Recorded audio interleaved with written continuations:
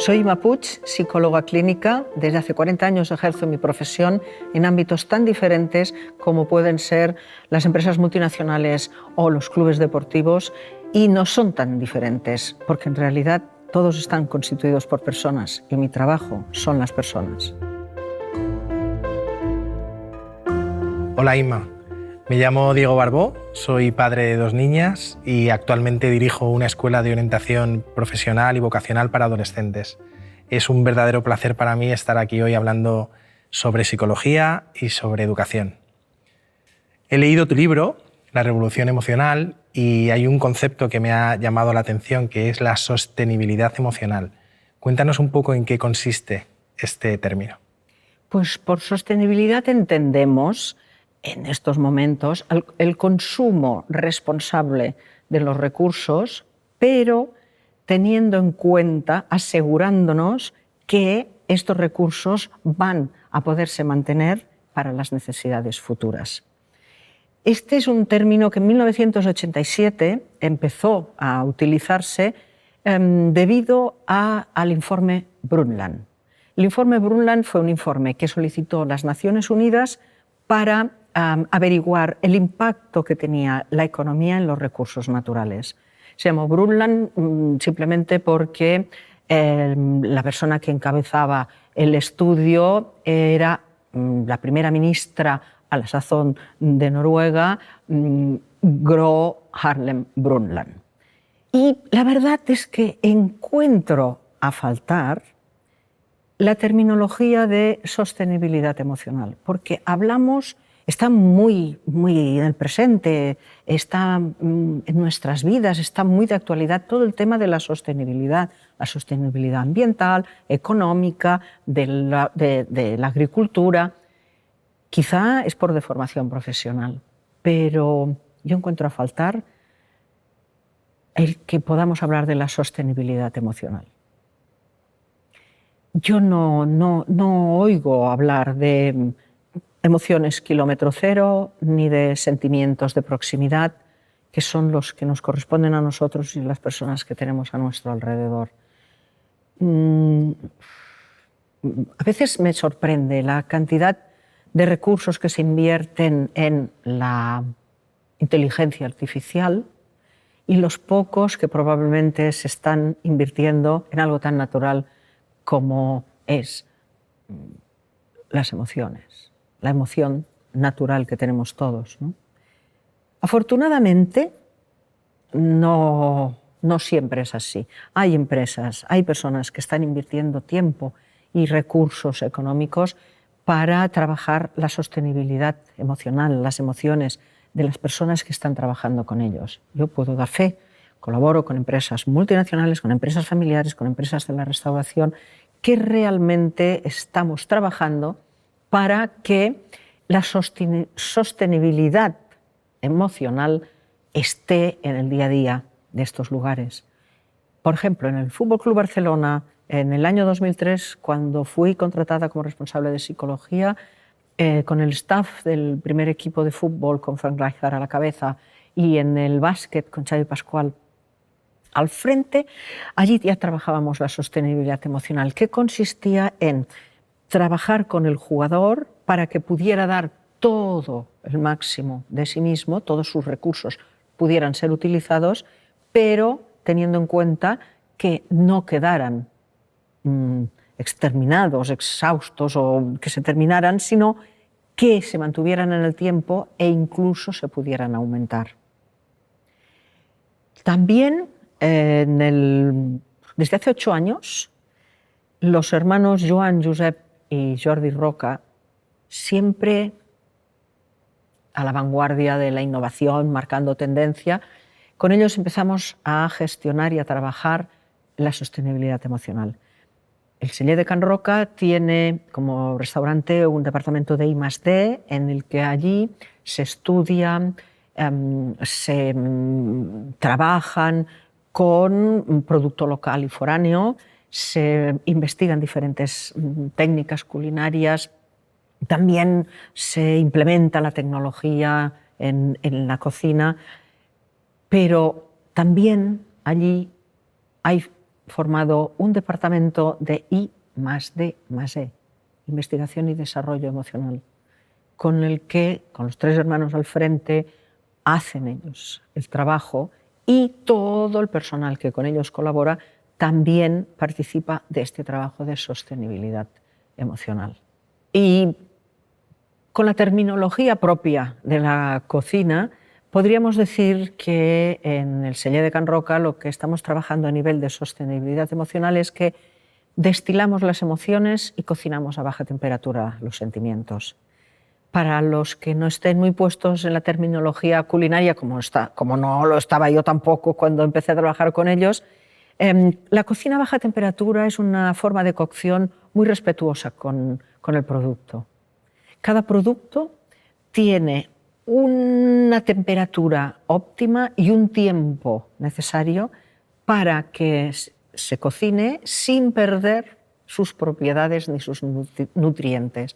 Entonces, es una forma muy simbólica de trabajar, porque nosotros en realidad allí lo que estamos haciendo es destilamos las emociones y cocinamos a baja temperatura los sentimientos. A lo largo de tu carrera has trabajado con multitud de equipos, de empresas, con clubes como el Fútbol Club Barcelona y hablas de un aspecto clave que es entender a las personas. ¿Qué es esto de entender a las personas o qué pautas nos darías para entender mejor a las personas? Fíjate, Diego, cuando tú me haces esta pregunta, a la mente me ha venido la imagen de una montaña bastante alta. Y claro, tú dirás, ¿y eso qué tendrá que ver, ¿no?, con entender a las personas? Mira, te voy a hacer una confidencia. Yo soy montañera, andarina, me encanta hacer trekking. Si me quieres hacer feliz, invítame a un trekking. Cuando voy a preparar una ruta y pregunto a los del lugar ¿qué camino hay para llegar hasta allí?, me acostumbra a suceder que me responden, bueno, hay 2 caminos, uno corto y difícil y uno más largo y más asequible. Cuando hablamos de entender a las personas, también hay 2 caminos. Uno corto, es más difícil, pero bien preparado, bien entrenado, se puede conseguir, que es ponerse en el lugar del otro. Pero luego hay otro sistema que es mucho más sencillo, que está al alcance de todo el mundo y consiste en seguir la anatomía. Y cuando digo anatomía, quiero decir que la naturaleza, que es muy sabia y pone las cosas donde han de estar, nos ha dotado de 2 oídos y una boca. Con lo cual hemos de escuchar el doble de lo que hablamos si queremos entender a los demás. Y puesto que estamos con los oídos y tenemos 2, vamos a aprovecharlos y con uno vamos a escuchar lo que nos dicen y con el otro lo que no nos dicen, que a veces es más importante que lo que nos dicen. Ahora que hablas de escuchar, yo como profesor, como padre, me doy cuenta que muchas veces nos cuesta mucho escuchar a los demás y quizá es eso que comentabas ahora. ¿Cómo podríamos trabajar y aprender a escuchar a los demás mejor? Fíjate que realmente no sabemos escuchar mucho, no tenemos el hábito ni la costumbre, pero simplemente porque no nos han enseñado a escuchar. Fíjate cómo nos enseñan a hablar de pequeños, cómo aprendemos a hablar, pero a escuchar no pasamos mucho tiempo de pequeños aprendiendo a escuchar. No nos dicen, espérate, que ahora estamos escuchando a esta persona, cuando ella termine hablarás tú o hablaré yo. No es habitual. Como tampoco es habitual, fíjate, la cantidad de cursos que hay para aprender a hablar. Pero para hablar en público, para hablar, para vender más, para seducir, pero es que incluso hay cursos para hablar en otro idioma que no sea el nuestro. ¿Cuántos cursos conoces, Diego, para aprender? Técnicas de comunicación, sí, dialéctica. Sí, pero sí. para aprender a escuchar, ¿cuántos cursos conocemos? Alguno debe haber, seguro, pero me gustaría saber el número de matriculados que hay. Y en la vida, lo más importante lo aprendemos escuchando. Los niños, ¿cómo aprenden los niños todo lo que saben y los adultos cómo hemos aprendido lo que sabemos? Observando preguntando y escuchando. Además, ya los ves como observan, pero se pasan horas observando, observando, y luego te vienen a preguntar, ¿por qué haces esto? ¿Cómo se llama esto? ¿De dónde ha salido esto? Y cuando les respondes, te escuchan con una atención, con toda su atención, están fascinados escuchando. Esta es la mejor manera de aprender. En cambio, parece que de mayores lo hemos de saber todo, no hace falta preguntar, no hace falta observar, no hace falta escuchar. ¿Cuántas veces, en lugar de preguntar, las preguntas son un poco inquisitivas y en lugar de escuchar, estamos esperando que el otro termine de decir lo que está diciendo para decir lo que ya tenemos pensado aunque no tenga nada que ver con lo que nos están diciendo? El escuchar es abrirte los horizontes. Fíjate qué diferente es ver un partido de fútbol con alguien al lado que entienda.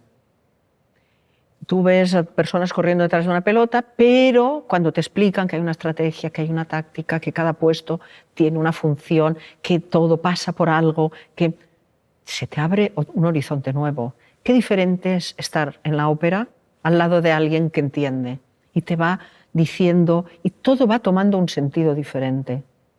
Es decir, escuchar es un regalo y a veces no somos conscientes. Fíjate que el hecho de escuchar, para mí el hecho de escuchar equivale a que estuvieras en una habitación a oscuras cuando preguntas y cuando te contestan, es como si alguien en aquella misma habitación hubiera prendido la luz y empiezas a ver un montón de cosas que estaban ahí ya antes y tú no las veías. Uno de los momentos de colaboración más genuinos que existe entre personas es cuando uno pregunta y el otro escucha. Los dos salen ganando. El que pregunta obtiene conocimiento y el que responde mejora su autoestima. He observado también que cuando estamos en familia o con amigos, pues como que nos cuesta menos expresar nuestras emociones, nuestros sentimientos, pero que en otro ambiente diferente, pues a lo mejor ahí sí que nos cuesta pues expresar esas emociones. ¿Cómo podríamos hacer para no ser tan reacios a comunicar nuestras emociones o a expresarlas?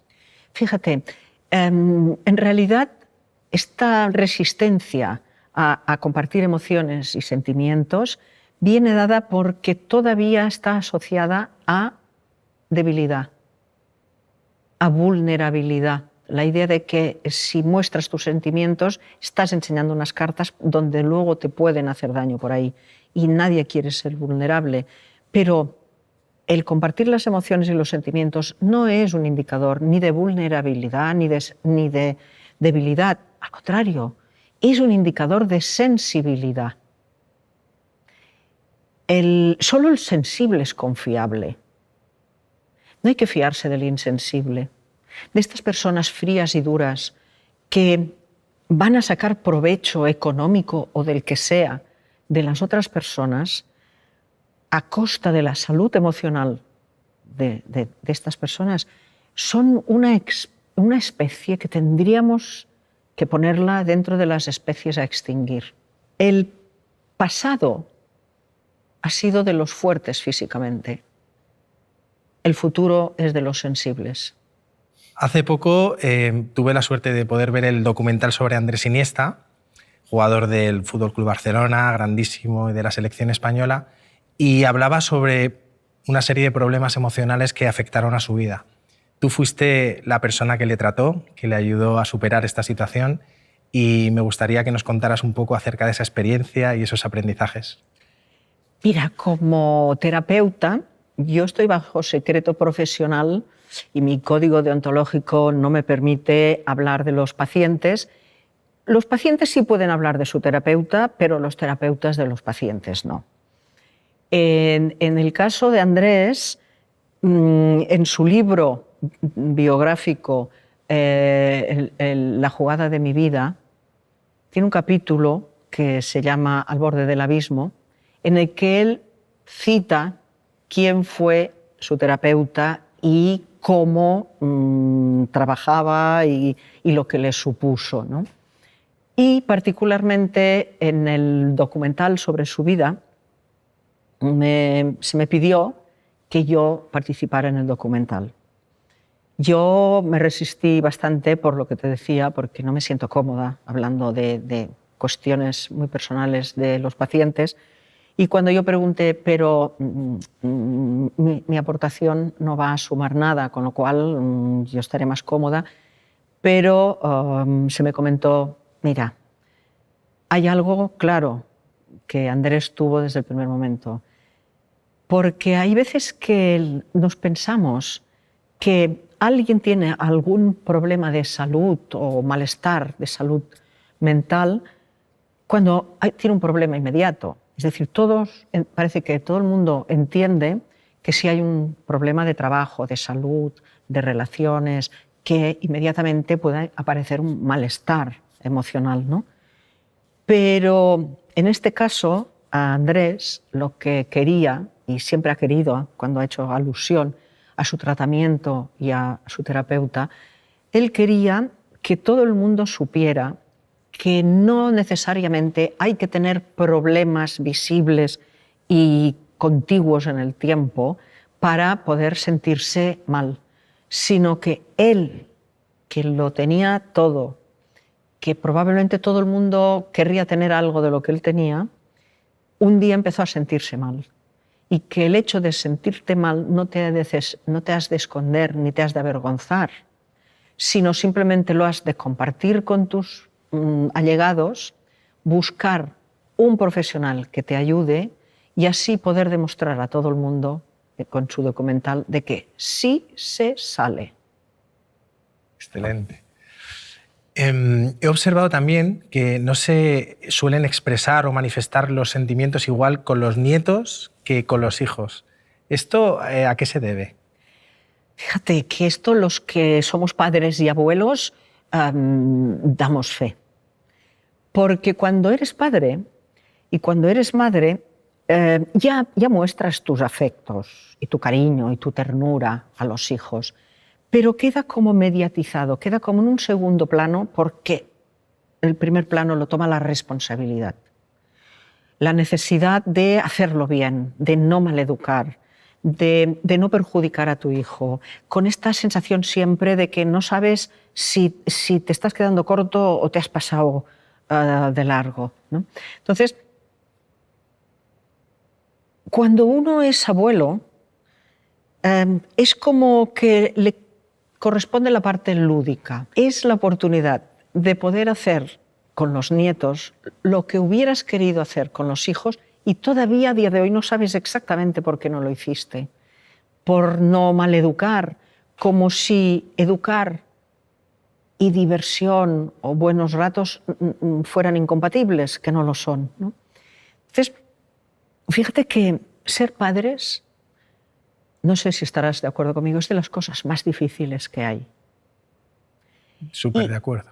¿Y no te llama la atención que es para una de las pocas cosas quizás que hay en el mundo en el que no te piden capacitación, preparación, no te lo piden? Manual de instrucciones. No hay como manual decía de mi mujer. Exacto, no hay manual de instrucciones. Y todo el mundo lo querría, pero además no lo hay porque es un arte. Ejercer de padres es un arte. Entonces, hay que ir haciendo por lo que uno va sintiendo, no por lo que le dicen o lo que le han hecho en su momento. Y además, también vale la pena, a veces como divertimento, como poder observar cuándo van por la calle los padres con sus hijos y los abuelos con sus nietos.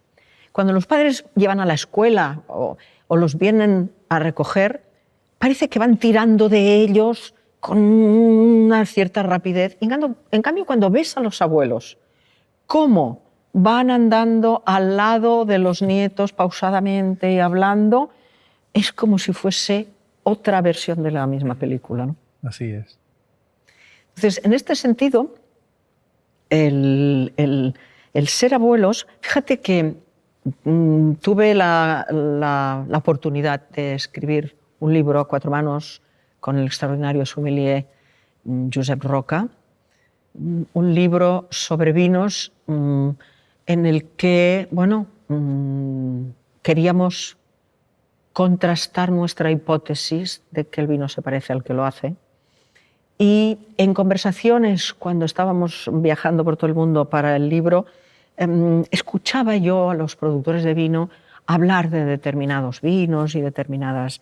Y en un momento determinado salió el tema del champán, del cava. Yo me quedé escuchando porque decían que el cava o el champán en realidad es un vino que tendría una personalidad determinada, pero que añadiéndole a este vino levaduras, azúcar y llevándolo a otra fermentación, sale una bebida exquisita como es el cava o el champán. Yo allí pensé, mira, como los abuelos, porque es como que el cava o el champán es un vino que tiene una segunda oportunidad. Y pensé que es como los abuelos, ¿no? Que es una segunda oportunidad que te da la vida. También comentas que si a los adultos nos educaran, nos trataran como a niños que están empezando a andar, pues iríamos de otra manera por la vida. ¿Cómo puede ser esto? Mira, hay unos momentos en la vida de las personas que son absolutamente fascinantes y dan al niño de una dimensión, podríamos decir, desconocida. ¿Cómo es el momento en el que un niño empieza a andar y cuando empieza a aprender a leer y a escribir? Te lleva a una dimensión sideral, ¿no? Entonces, cuando un niño empieza a andar, es fascinante el modelo de motivación y de reconocimiento que se da en el acto de empezar a andar. Cuando un niño ya su cuerpo está suficiente maduro para iniciar la deambulación, vemos, y lo habrás visto en tus hijos, cómo empiezan a hacer intentos de ponerse de pie ellos solos, y bueno, les cuesta, pero ¿qué hacemos inmediatamente ante un niño que hace este primer intento? Hay 2 adultos que se ponen uno enfrente del otro, no muy lejos, para que no le asuste la inmensidad de la distancia y se sienta tranquilo, y se ponen y lo animan. Ven, ven, ven, ven, sin miedo, ven. Y el niño realmente no está muy seguro, pero ante tal manera de decirle que venga, con el cariño, la ilusión, las ganas de que lo haga, pues el niño se lanza. Sí. Se lanza, pero con miedo, porque tiene miedo a caerse y realmente inmediatamente después se cae. La reacción del adulto es básica en la reacción del niño. Si el adulto se alarma y dice, ¡oh, Dios mío, te has caído!, ¿qué? El niño es probable que se ponga a llorar. Pero si se le dice, no pasa nada, uy, no pasa nada, venga, venga, otra vez, venga, vale, vale, el niño se levanta y lo vuelve a intentar. Cuando al tiempo el niño ya empieza a andar solo, ¿cómo se escucha, con qué alegría, con qué orgullo, con qué satisfacción la frase de «ya anda solo»? Es como para darte un subidón, ¿no? Y después, cuando el niño sigue y sigue deambulando y sigue andando, ¿qué satisfacción produce a su alrededor? Se cuenta a todo el mundo. El niño ya anda, se llama, se dice, se le hacen fotos, se le hacen vídeos. Esto, cuando somos adultos y estamos aprendiendo a hacer alguna cosa, normalmente no es así. Y a veces nos olvidamos que los adultos somos niños vestidos de adulto. Tenemos las mismas necesidades, pero parece que nos dé vergüenza, parece que tengamos que disimular. Porque cuando uno empieza a hacer algo, si no lo hace bien a la primera, parece que tiene miedo que le digan que es un inútil. Si no lo hace el primero, es que no es competidor. En cambio, el estar rodeado de gente que está deseando que tú hagas algo que es para tu bien, los adultos volamos casi, ¿no? No nos cuidamos a veces, que esto lo hablas en tu libro, ¿no? De la importancia de cuidar a las personas. ¿Qué nos puedes contar eso de lo especial que debe ser cuidar a una persona? Fíjate que la palabra cuidar es una palabra muy especial, porque es una palabra que no tiene opuesta. Si tú cuidas a una persona, tienes a una persona cuidada. Si tú no cuidas a la persona, tienes a una persona descuidada. Y una persona descuidada no se comportará ni rendirá como podría rendir o comportarse. Cada año, la Real Academia de la Lengua Española da a conocer qué palabras incluye en el diccionario y cuáles saca por falta de uso. Yo aquel día siempre voy a mirar primero las que saca, por temor de que la palabra cuidar ya quede fuera de tan poco que la usamos. Es una palabra que a veces la confundimos porque creemos que cuidar es sobreproteger. No. Sobreproteger no ayuda a que haya un crecimiento armónico de la persona, pero cuidar sí, porque cuidar quiere decir también reconocer. Cuidar quiere decir estar pendiente. Cuidar quiere decir también escuchar. Fíjate que en mis 20 años dando clase en la universidad, el primer día de clase, cuando yo llegaba, a los alumnos les daba los buenos días e inmediatamente después les decía tomad nota del trabajo que me vais a presentar la semana que viene. Imagínate la mirada torva que me daban, como diciendo que esta señora solo nos ha dado los buenos días y ya nos encarga un trabajo, pero si no tenemos ni materia. El trabajo consistía en que tenían que comprar una planta, no había presupuesto ni preferencias en cuanto a la especie, pero tenían que dejarla en un lugar de la casa y no acercarse a 2 metros durante varias semanas. ¿Qué le pasaba? Pero tenían que traer una fotografía de la planta cada semana. ¿Qué le pasa a una planta si no la cuidas? Cada vez se va poniendo más mustia y termina fatal. Con las personas pasa lo mismo. Yo particularmente cuando voy a comprar una planta, como que no entiendo de plantas, le pregunto al jardinero, le digo, perdone, ¿me dará las instrucciones de la planta? Porque unas necesitan mucha agua, otras pocas, unas necesitan mucha luz, otras pocas, unas son de interior, otras de exterior. Yo recuerdo una vez que compré una que me dijeron, sobre todo, no la ponga en medio de una corriente de aire. ¿Qué pasa a las plantas? Lo mismo que las personas. Las personas todas necesitamos lo mismo para sentirnos bien. Lo que cambia es la dosis. Porque unos necesitan que los escuches mucho y otros con un poco tienen suficiente. Unos necesitan que los mires mucho, otros menos. Otros necesitan que los reconozcas mucho, otros con un poco tienen suficiente. Y es que el reconocimiento es una de las bases del cuidar.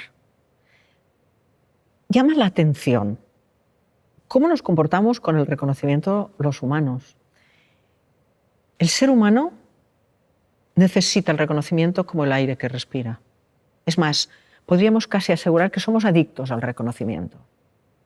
Hacemos algo, nos reconocen, nos sentimos pletóricos y ya empezamos a buscar otra cosa para poder hacerla bien y que nos lo vuelvan a reconocer.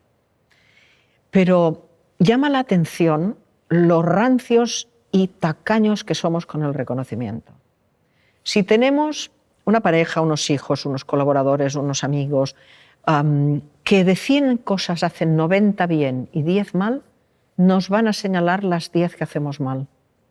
No nos van a decir las 90 que hacemos bien. Pensamos lo que hacen bien, pero decimos lo que hacen mal. Podríamos darle de vez en cuando un vuelco, porque pensamos cómo me gusta esto, qué bien lo hace, cómo me gustaría hacerlo como lo hace, y no decimos nada.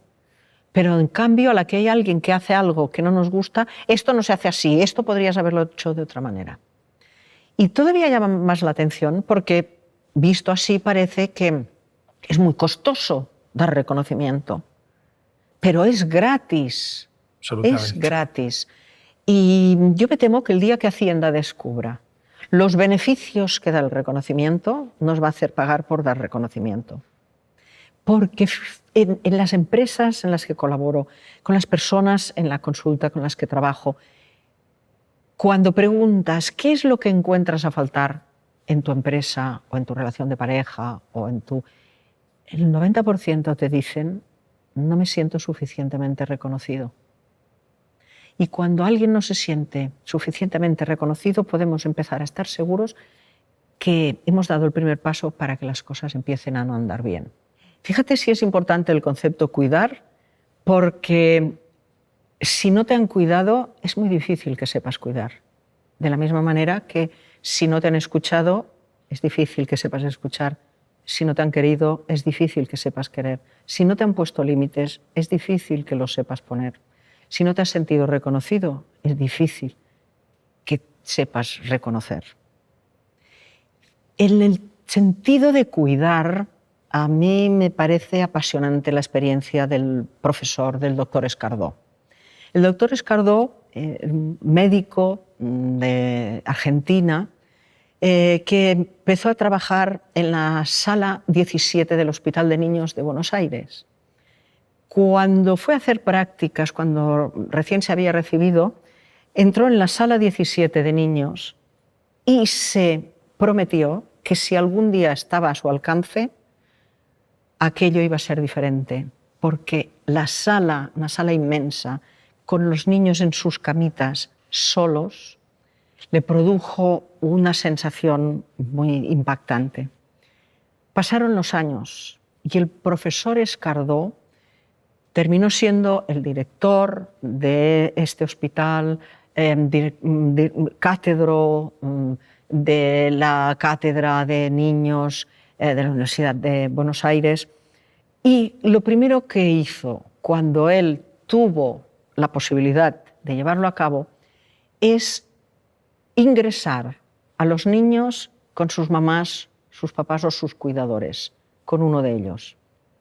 Porque él tenía el convencimiento de que si cuando estás mal y estás enfermo tienes a alguien querido a tu lado, te vas a sentir menos mal.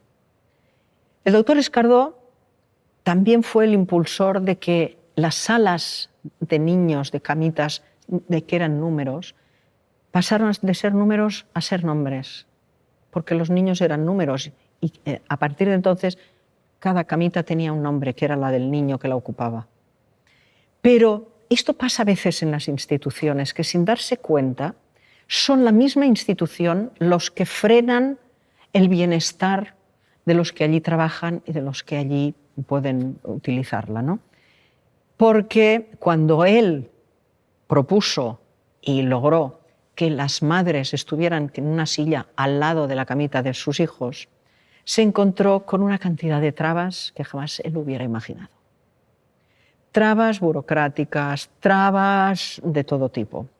Entre ellas, las trabas venían sorprendentemente del mismo equipo médico, de las enfermeras, que decían que ellos no podían trabajar tan bien si estaban siendo observados.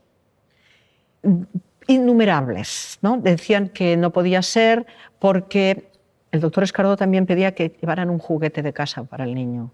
Y decían que no, porque entonces si los niños se cambiaban los juguetes se podían infectar, pero casualmente cuando habían los juguetes y los niños estaban con sus familiares o sus cuidadores, habían menos infectados. Pero la traba máxima la encontró por un problema estructural. Las salas de niños no estaban los baños dimensionados para que hubieran muchos adultos. Con lo cual, la gran queja vino por la parte sanitaria diciendo que como no estaban dimensionados ni la limpieza preparada para que los baños fueran ocupados por tantos adultos, que no podían estar los adultos ahí. El doctor Escardó lo resolvió convocando a todas las madres y dando un anuncio a todas las madres que iban a estar con sus niños, diciendo que tenían que traerse unos artículos de limpieza y que iban por tandas y por turnos a hacer la limpieza de los baños. Años después, cuando al doctor Escardó le dieron un premio por ser tan novedoso y tan innovador, en su discurso él solo dijo: innovador, si llevo 30 años intentando hacerlo porque ya me parecía que era esencial.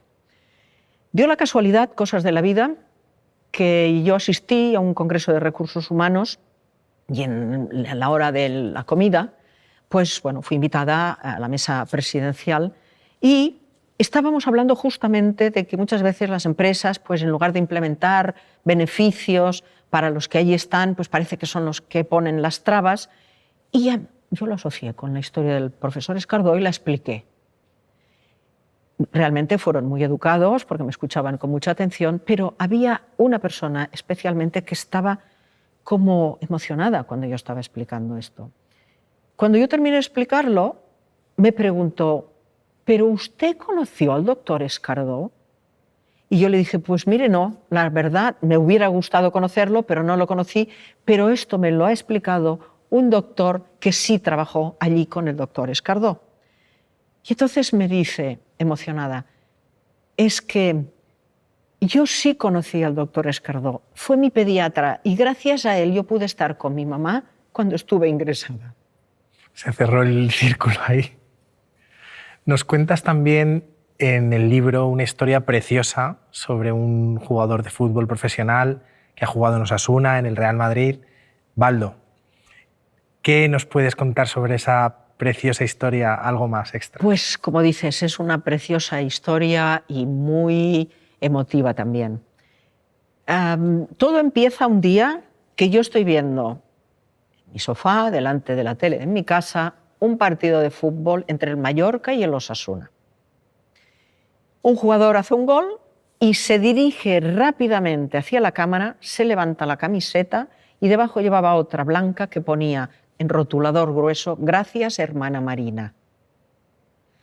A mí me sobrecogió, porque pensé que una celebración así tenía que tener un motivo muy potente.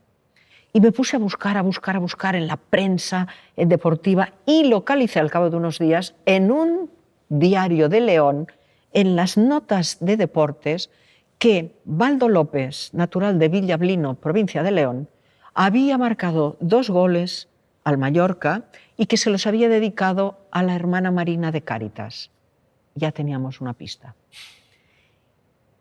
En Cáritas peiné prácticamente España a llamadas telefónicas, a las diferentes diócesis y casas de Cáritas, hasta que di con la hermana Marina, 42 llamadas después. Y entonces fue cuando yo le pregunté, ¿puedo venir a Madrid a hablar con usted? Y con un silencio me responde, sí, claro, pero ¿de qué quiere hablar usted? Y yo le dije, pues de fútbol. Y tras otro silencio me dice, muy bien, a mí me gusta mucho el fútbol y me gusta mucho hablar de fútbol, pero le advierto por su acento que yo soy del Real Madrid. Yo le dije, no hay ningún problema, faltaría más. Y me fui a Madrid.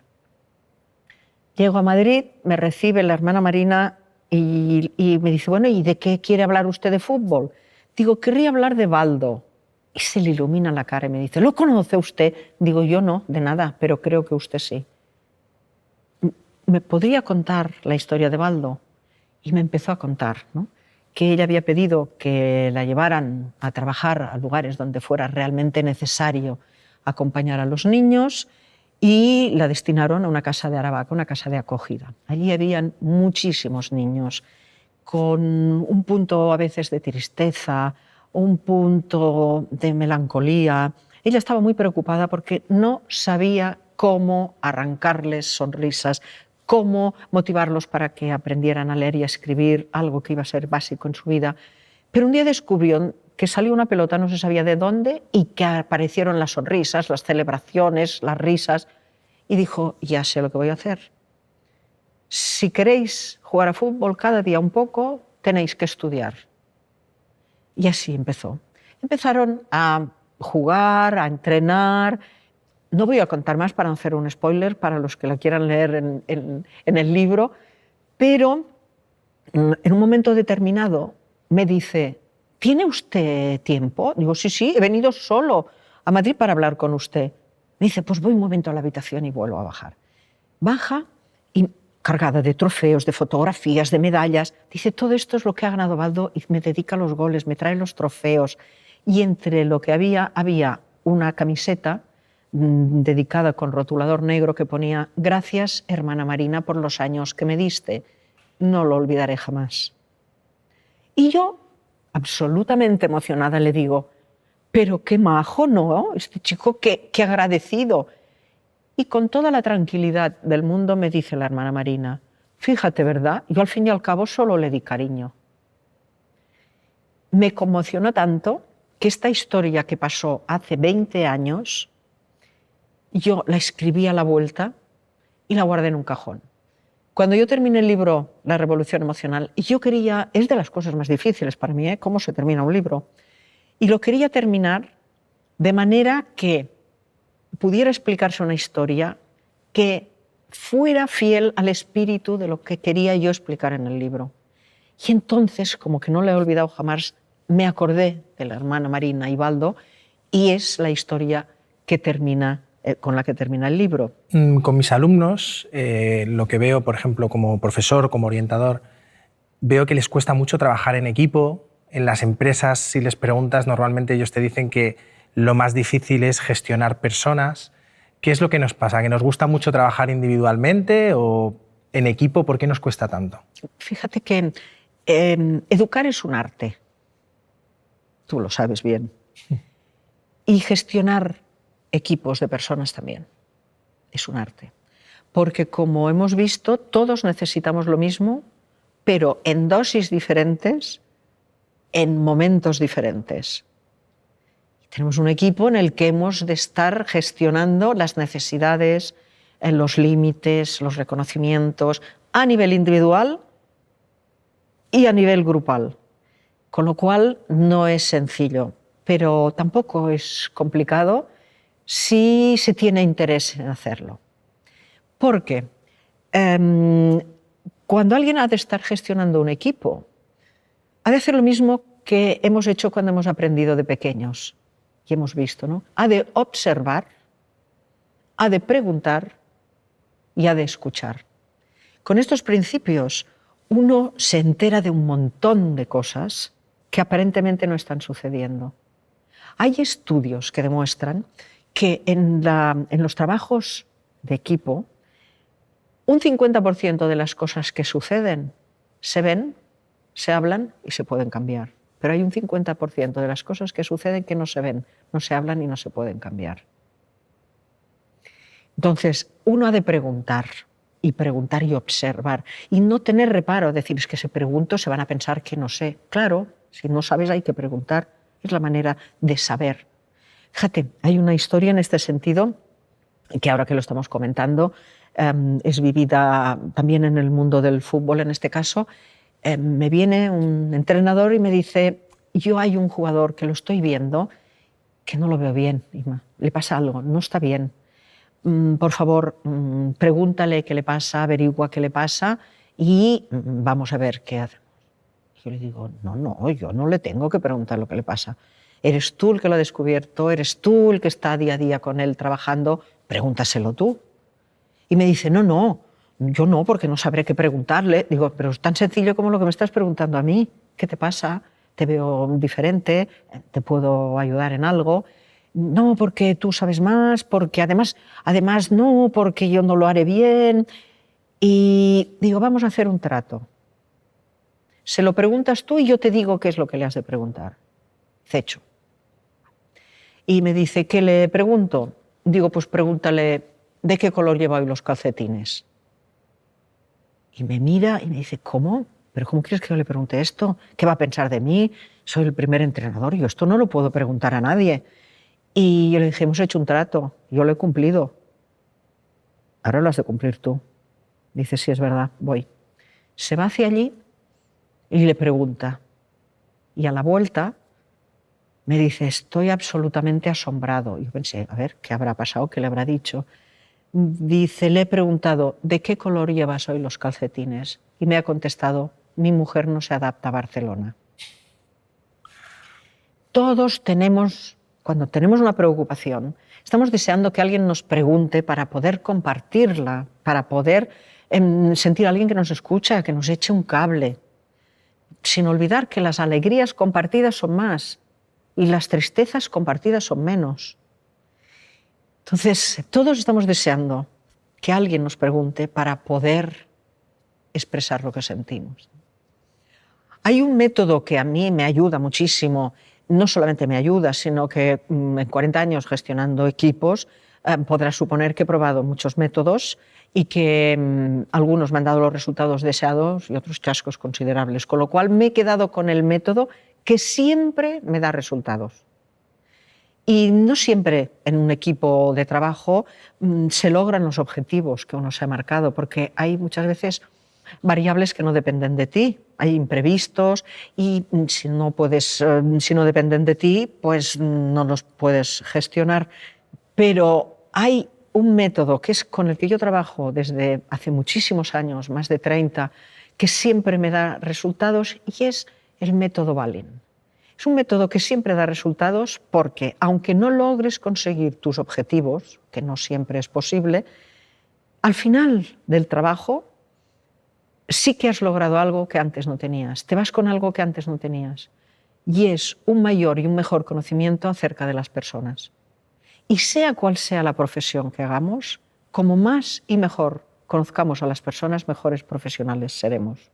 Yo te voy a contar la historia tal como me la contaron a mí, para que entendamos el espíritu del método Balin. Yo pregunté, ¿esta historia ha sucedido tal cual?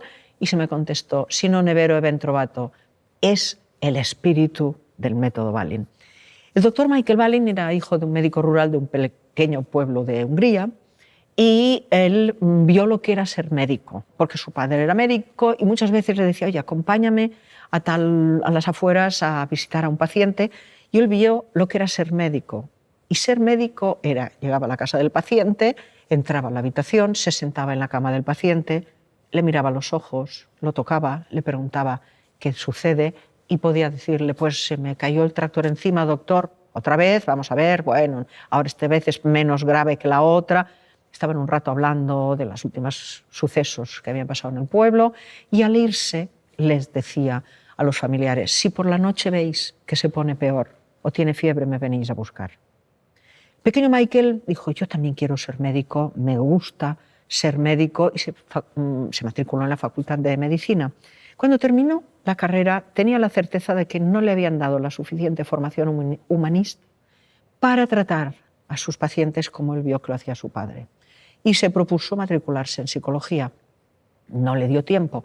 Huyendo de la persecución nazi, se fue a Inglaterra con dos objetivos. El primero, encontrar trabajo, y el segundo, matricularse en psicología. El primero lo encontró rápidamente porque estaba muy bien formado y lo contrató a un gran hospital inglés.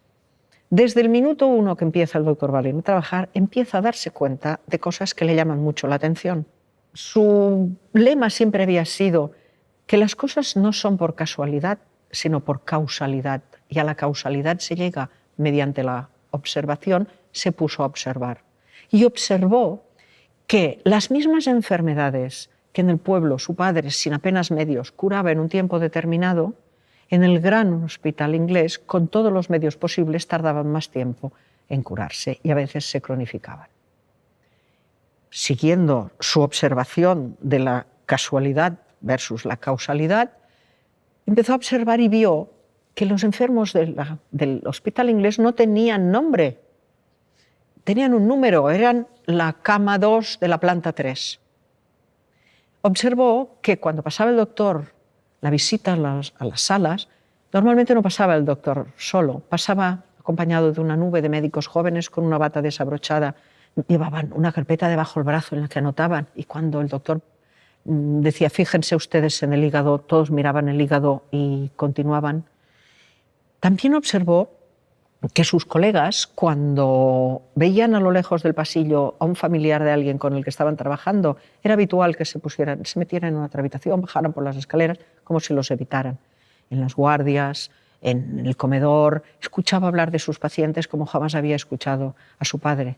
Podía oír decir, ¿qué? Ya llegas tarde otra vez, que te has encontrado a una madre que te ha parado, a un padre que dice que... Hasta que un día uno de sus colegas le dice, perdona, Balin, tú has terminado psicología, ¿verdad? Dice, sí, ¿por qué? ¿Me puedes atender un momento? Tengo un insomnio que ya ni medicándome como sea consigo controlar. Otro le dice, perdona, Balin, ¿tienes un momento? Tengo unos trastornos gástricos y estoy comiendo lo mismo de siempre. Perdona, Balin, le dice otro, ¿tienes un momento? Tengo unas afecciones cutáneas y el dermatólogo me ha dicho que no tiene nada que ver con la piel. Perdona, Balin. Y llegó un momento que le dijo, mira, me sabe mal, pero como que a todos os pasa lo mismo y yo ya no tengo más tiempo para atenderos, si os parece, nos vamos a reunir una vez por semana, 1 hora y media, para hablar de nuestro self profesional. Bueno, le dijeron, si crees que esto nos va a ser útil, y así empezaron a hacerlo. Primera sesión, primer tema que aparece. La institución. La institución no nos da los medios, la institución no nos da las posibilidades, los horarios, los sueldos. Segundo tema. Los pacientes nos adjudican una omnipotencia que nos causa una presión extrema. Balin los estaba escuchando cuando de repente le pregunta a uno de los asistentes, perdona, ¿tú cómo te sientes cuando se te muere un paciente? Todos dieron un brinco en la silla. Uy, muy mal, respondió, porque es lo peor que le puede pasar a un médico, que se te muera un paciente. Otro de los asistentes dijo, sí, a mí también me pasaba, pero yo ya era lo resuelto. Lo resuelto poniendo distancia. Si estoy muy distante del paciente y se muere, bueno, me quedo mal, pero me dura menos días. Y uno, con mucha experiencia, les dijo, a mí me ha pasado lo mismo que os pasa a vosotros dos. Yo también he puesto distancia, pero he descubierto con la experiencia que como más distancia pongo, menos terapéutico soy. Allí empezaron a tratar y a descubrir y a trabajar el hecho de que cada paciente necesita una distancia óptima para sentirse bien atendido y que cada médico precisa de una distancia adecuada para poder hacer bien su trabajo y no perecer en ello. Se termina el año, todos están agradecidísimos al doctor Balin porque sienten que tienen una mayor calidad de vida a nivel profesional y dejan de hacer el grupo. El director del hospital le pide al jefe de servicio, el doctor Balin, y le dice, ¿qué habéis hecho diferente este año? Y él dice, pues nada. Dice, algo habéis hecho diferente, busca porque algo habéis hecho diferente. Dice, me da una pista porque no sé dónde buscar. Dice, pues sencillamente que este año ha habido mayor rotación de camas, es decir, los pacientes se curan antes y hay menos crónicos. Siguió buscando y el jefe de servicio dice, mire, lo único que hemos hecho diferente es que nos hemos reunido una vez por semana, 1 hora y media con el doctor Balin. No creo que sea esto lo que lo ha conseguido. Dice, bueno, si solo has hecho esto, yo le pediré al doctor Balin que lo haga en otro servicio y vamos a ver qué sucede. Se hizo, el resultado fue el mismo y desde entonces el doctor Balin se dedicó a trabajar con el personal que trabajaba en el hospital y lograr un ambiente que era mucho más propicio para que pudieran realizar bien su labor y que redundara en beneficio de los pacientes. Los primeros grupos, como hemos visto, se hicieron con médicos, luego se hicieron con maestros y yo hace bastantes años ya, muchísimos, podríamos decir, lo empecé a hacer en el mundo del deporte y en estos momentos lo estamos haciendo en el ámbito de la restauración con los hermanos Roca. Es un grupo, no es un grupo de terapia, no es un grupo terapéutico, ni es un grupo de autoayuda. Es un grupo en el que consiste en encontrar un tiempo, un espacio y un interlocutor neutro para poder hablar de todas las cosas que suceden cada día en el trabajo y que no hay ni tiempo, ni espacio, ni interlocutor. Es un espacio que te permite escuchar, ser escuchado, hablar, poder pulir y enderezar cosas que a veces se van torciendo y da una satisfacción personal porque tú te conoces más y terminas conociendo más a las personas con las que estás trabajando. Inma, un tema muy interesante y de actualidad es la tecnología, el uso que hacemos de la tecnología y cómo afecta esta tecnología a nuestra autoridad como padres, como profesores, como orientadores. ¿Qué podemos hacer para que esta tecnología no afecte tanto a nuestro día a día? Y además teniendo en cuenta que nuestros padres, por ejemplo, no tuvieron este problema en la generación anterior. Realmente la tecnología ha irrumpido en nuestras vidas y de una manera muy alegre nos hemos entregado a ella sin pensar. Que hemos estado hablando de pensar, ¿no?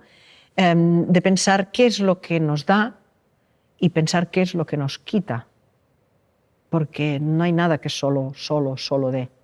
Es decir, la tecnología nos da cosas y también nos quita otras. Sabemos las que nos da, pero no sé si tenemos conciencia de cuál es la esclavitud a la que nos somete, qué es lo que nos quita. Fíjate que cuando... ¿Tú recuerdas cuando empezaste, cuando en tu casa te dejaron ir solo por la calle? ¿Cuando empezabas a ir solo por la calle? Más o menos. ¿Qué te decían tus padres? Pues que tuviera cuidado, cuidado con la hora, cuidado con la gente, te daban como unas instrucciones, ¿no? Te aleccionaban un poquito primero. Exactamente. Yo lo recuerdo, ¿no? Y que al final decía, qué pesados son. No hables con desconocidos, no bebas líquidos que te den, ni cojas caramelos, no entres en tiendas que no tengas que entrar, no hagas caso a nadie, no subas a ningún coche, no, una serie de recomendaciones que nos daban, ¿no? Ahora las redes sociales son como antes la calle. Hay tiendas, hay desconocidos, hay, como antes había en las calles, montones de gente buena, pero alguna no tan buena. Yo no sé si los padres en estos momentos, las recomendaciones que dan a sus hijos en el momento de incorporarse en las redes son las mismas que nos daban cuando empezábamos a ir solos por la calle. No sé si son conscientes de los peligros, de todos los peligros, porque hay un desconocimiento tan grande, es decir, como que sabemos lo que nos da, pero no lo que nos produce, nos está alterando de alguna forma la autoridad, sin darnos cuenta. Fíjate que cuando éramos pequeños y se te estropeaba el reloj, la bicicleta o un cochecito o algo, íbamos a la autoridad, que eran los padres, los abuelos, que sabían más que nosotros de todo. Y cuando nosotros no habíamos conseguido arreglar una cosa, le decíamos, oye, mira qué me pasa, mira, pues te lo arreglo así, así, y ya está. La autoridad sabía más de todo que nosotros. En estos momentos, por lo menos mis coetáneos, es habitual escuchar, decir, ay, ahora no sé qué me pasa con el móvil. Bueno, cuando venga mi nieto le diré que me lo arregle. Se me ha desprogramado la tele. Cuando venga mi hijo a verme le diré que me la reprograme. Esto que parece solo un hecho operativo va mucho más allá, porque tu autoridad va disminuyendo, porque estás necesitando conocimientos del otro y esto va a tener una contrapartida. En este sentido, yo recuerdo, fíjate, en 20 años dando clase en la universidad, yo he vivido cuando los alumnos tomaban apuntes con bolígrafo y papel a tomarlos con el ordenador. El paso ha sido muy grande, pero además me coincidió que la universidad se trasladó, el campus, a las afueras de Barcelona, y entonces a los profesores se nos convocó para darnos un curso de utilización de toda la domótica que se iba a instalar en las nuevas aulas. A los profesores, porque claro, las cortinas, las persianas, las pizarras, las luces, los proyectores, antes lo hacías de forma manual, te entraba el sol y te molestaba y corrías la cortina, pero ahora había como una consola de un avión, parecían los mandos de un avión, y nos tuvieron que hacer un cursillo para enseñarnos cómo iban las ventanas, cómo iba todo. Estábamos un poco como, nos sentíamos ridículos, y decíamos, tener que venir aquí a hacer unas horas de esto. ¿Qué pasó? A mí me tocó dar una de las primeras clases que se hizo en el nuevo edificio. Cuando yo entraba en los primeros años de dar clase al aula, y yo miraba a los alumnos y los alumnos me miraban a mí, yo estaba segura, y ellos también, de que yo sabía más de prácticamente todo que ellos. Aquel día yo entré en el aula de la misma manera y el sol, eran las 4 de la tarde, caía así de refilón y molestaba a varias filas de alumnos, y entonces pensé, bueno, voy a correr las cortinas.